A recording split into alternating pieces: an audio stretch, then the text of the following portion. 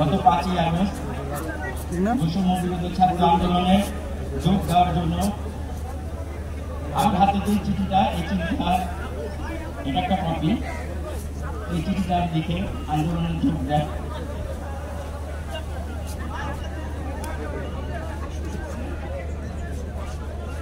মা, আমি মিছিলে যাচ্ছি, আমি আর নিজেকে আটকে রাখতে পারলাম না। সরি আব্বুজান, তোমার কথা অমান্য করে বের হলাম। স্বার্থপরের মতো ঘরে বসে থাকতে পারলাম না।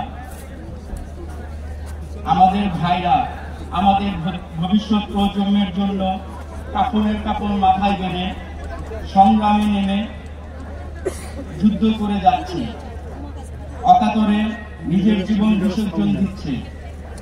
একটি প্রতিবন্ধী কিশোর, 7 বছরের ল্যাংড়া বাচ্চা যদি সংগ্রামে নামতে পারে, তাহলে আমি কেন বসে থাকবো ঘরে?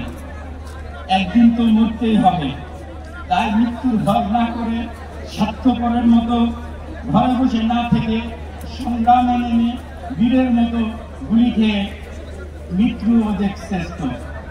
যে অন্যের জন্য নিজের জীবনকে বিলিয়ে দেয়, সেই প্রতীক মানুষ।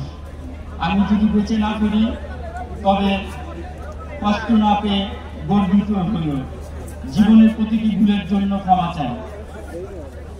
এটাই ছিল আনাসের শেষ চিঠি। আমি এতটুকুই বলবো, এই ছাত্র আন্দোলনে যারা শহীদ হয়েছে এবং যারা আহত হয়েছে, এই রক্তের সাথে আপনারা কেউ বেইমানি করবেন না। এই যে ছোট বাচ্চাগুলো ঘর থেকে বের হয়েছে, যেই উদ্দেশ্য করে নতুন বাংলাদেশ এনে দিয়েছে আপনাদের, আপনারা সেই বাংলাদেশটাকে সুন্দরভাবে সাজান।